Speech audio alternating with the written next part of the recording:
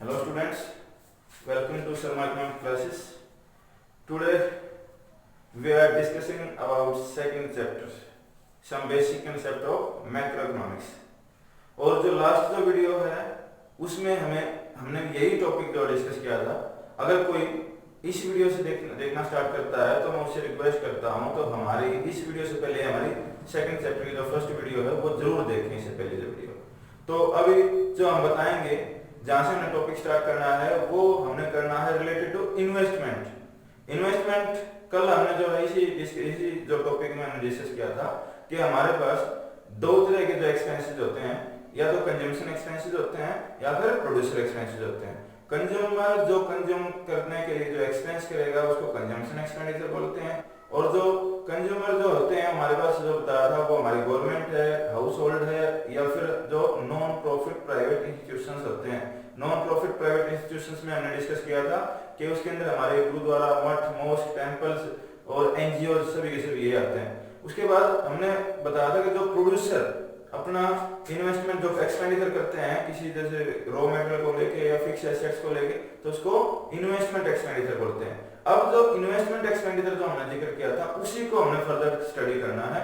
वो क्या करना है, जो इन्वेस्टमेंट एक्सपेंडिचर है कि पहले हमें सीखना कि इन्वेस्टमेंट होती क्या है. इन्वेस्टमेंट देखो कस्टमर पॉइंट ऑफ व्यू से अगर कोई एक्सपेंस होता है तो उसको हमने कंजम्पशन एक्सपेंडिचर बोल दिया, कंज्यूमर से रिलेटेड, हाउस होल्ड से रिलेटेड. बट जो प्रोड्यूसर जो खर्चा करेगा वो हमने इन्वेस्टमेंट नाम दिया. अब इन्वेस्टमेंट जो नाम दिया तो इन्वेस्टमेंट दो तरह के करता है कोई भी प्रोड्यूसर. इन्वेस्टमेंट या तो वो किसी रॉ मटेरियल के ऊपर एक्सपेंस करेगा या फिर वो हैवी मशीनरी वगैरह खर्च करेगा. देखना हमने एक चीज बोली थी, कैपिटल वर्ड यूज करेंगे यहाँ पे ले भी होता है कैपिटल. अगर नहीं पता तो सुनो, हम अगर अपनी जेब में वैसे हमारे लाख 2 लाख रुपए जो भी पैसे हमारी जेब में होते हैं वो होते तो वो हमारे पास पैसा होता है. बट अगर हम बिजनेस के यूज के लिए हमारे पास पैसा रखते हैं तो वो हमारी कैपिटल कहलाती है. जो बिजनेस पर्पस के लिए जो पैसा इन्वेस्ट करते हैं जो बिजनेस में वो हमारी कैपिटल कहलाती है. और कैपिटल अगर हम बोलते हैं कि हमारे पास जो मशीनरी है उनके ऊपर परचेज करने के लिए जो एक्सपेंस करते हैं तो उसको भी हम कैपिटल वर्ड यूज करेंगे कि भाई हमारे पास अगर मशीनरी परचेज करते हैं तो कैपिटल फॉर्मेशन हो गया. और जो मशीनरी परचेज करते हैं, रॉ मटेरियल परचेज करते हैं, मतलब बिजनेस को रन करने के लिए जो हम एक्सपेंस करते हैं ना, जो लॉन्ग टर्म नेचर जो हमें बेनिफिट देते हैं वो एक्सपेंसेस, उनको हम जो है इन्वेस्टमेंट बोलते हैं. अब इन्वेस्टमेंट हमारे पास अभी जो बोर्ड पे मैंने लिख रखा है अगर वहां से स्टार्ट करते हैं तो इन्वेस्टमेंट की हमारे पास दो टाइप. इन्वेस्टमेंट पहले सुनो, इन्वेस्टमेंट क्या जो प्रोड्यूसर करेगा वो इन्वेस्टमेंट है. और इन्वेस्टमेंट जो हम पढ़ेंगे अगर शॉर्ट में पढ़े तो इन्वेस्टमेंट बोलते हैं हम जो change in capital stock. Change in capital stock. देखना कैपिटल मैंने वर्ड यूज किया, कैपिटल पूंजी जो बिजनेस में पैसा यूज करते हैं. और बिजनेस में जो पैसा है मोस्टली पैसा हमारा जो इन्वेस्ट करते हैं खर्च करते हैं वो हमारी मशीनरी वगैरह के ऊपर करते हैं या फिर रॉ मटेरियल के ऊपर करते हैं. अब जो साल में मान लेते हैं अगर हमने 1 अप्रैल 2020 से हमने कोई मान लो स्टार्ट किया हमारा जो कोई बिजनेस, तो इस सेशन में मान लो हमारे पास कितना 50 अगर हम मशीन लेके आते हैं कोई, तो लास्ट में कितनी बचती हैं वो, या फिर हम कोई परचेज करते हैं. स्टार्टिंग में हमारे जो ओपनिंग है, ओपनिंग करने के बाद हमारे जो मशीनरी होते हैं वो 50 हैं और लास्ट में मान लेते हैं हम 20 और खरीद लेते हैं तो एट द एंड जो होता है वो हमारे पास 70 बच जाती हैं. ठीक है, तो हमारे पास जो है 70 माइनस 50 करेंगे तो हमें पता लग जाएगा साल के ड्यूरेशन में कितना क्या हमने और फर्दर इन्वेस्ट किया है. तो इन्वेस्टमेंट क्या है, जो चेंज होता है हमारे जो कैपिटल स्टॉक के अंदर. अभी देखते हैं ब्रीफली. देखो इन्वेस्टमेंट आई मींस इन्वेस्टमेंट, के मींस कैपिटल स्टॉक, और जो डेल्टा, इसको डेल्टा बोलते हैं. डेल्टा मतलब change in capital stock during the year. During the year जो चेंज इन कैपिटल स्टॉक कैसे निकालते हैं, जो हमारा जो है capital stock at the end of year minus capital stock at the beginning of year, तो वो हमारा निकल जाएगा चेंज इन कैपिटल स्टॉक. फिर से सुनो, जो चेंज इन कैपिटल स्टॉक में कैसे निकाला है, जो हमारा कैपिटल स्टॉक है at the end of accounting year minus capital stock at the beginning of accounting year, तब हम उसको निकाल लेते हैं. तो जो हमारे पास जो 20 जो आया है वो हमारा आ जाता है चेंज इन कैपिटल स्टॉक. यहां तक की बात यही है. उसके बाद कैपिटल स्टॉक हमें पता लग गया कैपिटल क्या तो पता लग गया इन्वेस्टमेंट क्या होती है. अब इन्वेस्टमेंट के दो कंपोनेंट्स आते हैं हमारे. जो इन्वेस्टमेंट के कंपोनेंट्स वो दो कौन से हैं हमारे, एक तो है हमारी फिक्स इन्वेस्टमेंट और दूसरा है हमारी इन्वेंटरी इन्वेस्टमेंट. अभी मैंने ब्रीफली बताया था प्रोड्यूसर है या तो कोई मशीनरीज के ऊपर खर्च करेगा या फिर वो कोई ना कोई रॉ मटेरियल के ऊपर खर्च करेगा. अगर प्रोड्यूसर प्लांट मशीनरीज को लेके कोई एक्सपेंस करता है तो उसको हम बोलते हैं फिक्स इन्वेस्टमेंट। अगर प्रोड्यूसर रॉ मटेरियल वगैरह परचेज करता है तो उसको हम बोलते हैं इन्वेंटरी इन्वेस्टमेंट। देखते हैं अभी क्या है ब्रीफली। अगर एक चीज और बताना चाहता हूं, जो इन्वेस्टमेंट को लेके अगर मैं बताऊं, जो इन्वेस्टमेंट है नोट लिखा है, जो चेंज इन स्टॉक, जो कैपिटल में जो हमने चेंज इन स्टॉक निकाला 20, उसको हमने कैपिटल फॉर्मेशन वर्ड भी दिया। क्यों? क्योंकि 20 हमारी और भी हमारी मशीनरीज के अंदर ऐड कर दिए, इसको कैपिटल फॉर्मेशन वर्ड दिया है। इसलिए दूसरा जो नाम है जो इन्वेस्टमेंट का, उसको कैपिटल फॉर्मेशन भी कह सकते हैं। ये मैंने यहाँ पे बताया। फर्स्ट क्या बोला है कि इन्वेस्टमेंट जो हम चेंज करते हैं, हमारे जो स्टॉक में चेंज आता है ड्यूरिंग द अकाउंटिंग ईयर, तो उसको हमने कैपिटल फॉर्मेशन नाम दे दिया। और कैपिटल फॉर्मेशन जो है उसको हम जो है इन्वेस्टमेंट भी बोल सकते हैं, और इन्वेस्टमेंट को कैपिटल फॉर्मेशन बोल सकते हैं। अब यहाँ से अब जो सेकंड जो कंसेप्ट आता है वो क्या है? इन्वेस्टमेंट हमारी जो है दो तरीके की होती है, दो टाइप की होती है। एक तो फिक्स है और दूसरी इन्वेंटरी। अब जो फिक्स है वो हमारी क्या होती है? फिक्स को बोलते हैं increase in capital stock of fix assets. Increase in capital stock of fix assets called fix investment. और दूसरा कहें जो change in capital stock of inventory is called inventory investment. अब यहां से कंसेप्ट क्लियर होता है, एक बार मैं बताऊं आपको। अब जो फिक्स इन्वेस्टमेंट का जो जिक्र करते हैं हम, fix investment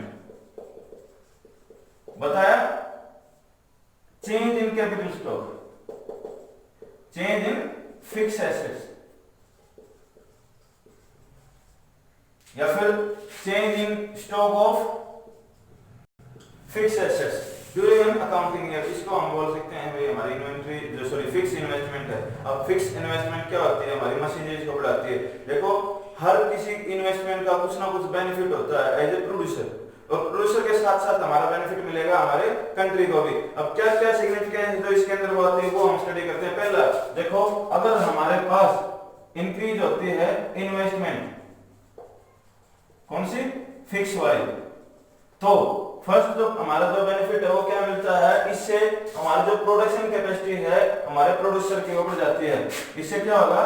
increase in production capacity of the producer. अगर हमारे प्रोड्यूसर की प्रोडक्शन कैपेसिटी बढ़ जाती है तो उससे क्या होगा? हमारा जो है लेवल जो है आउटपुट का वो बढ़ जाएगा। जो प्रोडक्शन कैपेसिटी जो होती है, मतलब increasing in production capacity leads to, increasing in production capacity leads to increase in output,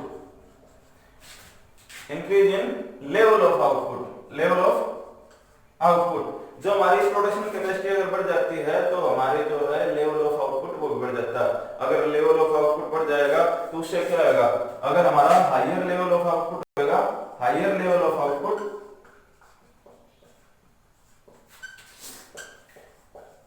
leads to higher GDP growth. क्या बताया मैंने?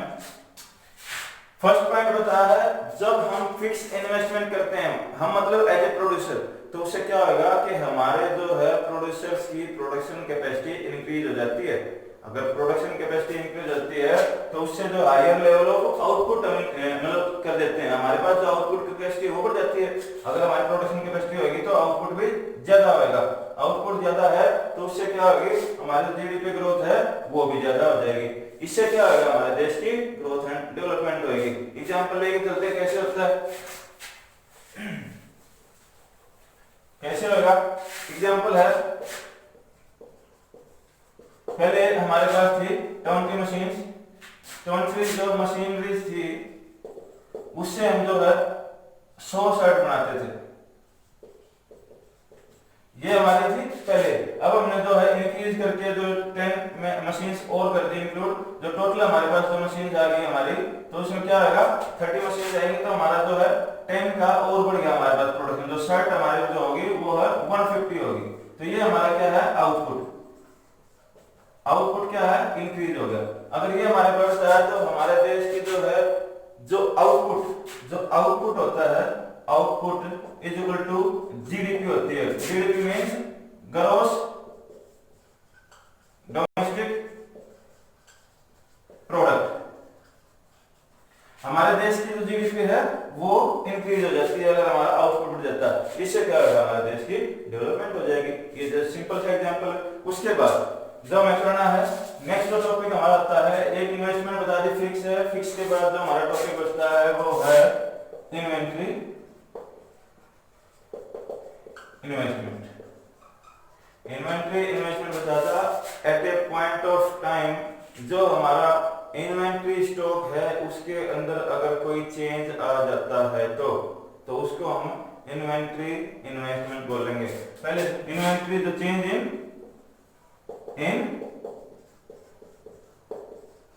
Inventory stock. अब जो इन्वेंटरी स्टॉक होता है वो क्या होता है, इन्वेंटरी स्टॉक ये जो इंक्लूड करता है, फर्स्ट जो है फिनिश गुड्स, जो स्टॉक है stock of finish goods. Second जो है stock of semi finish goods.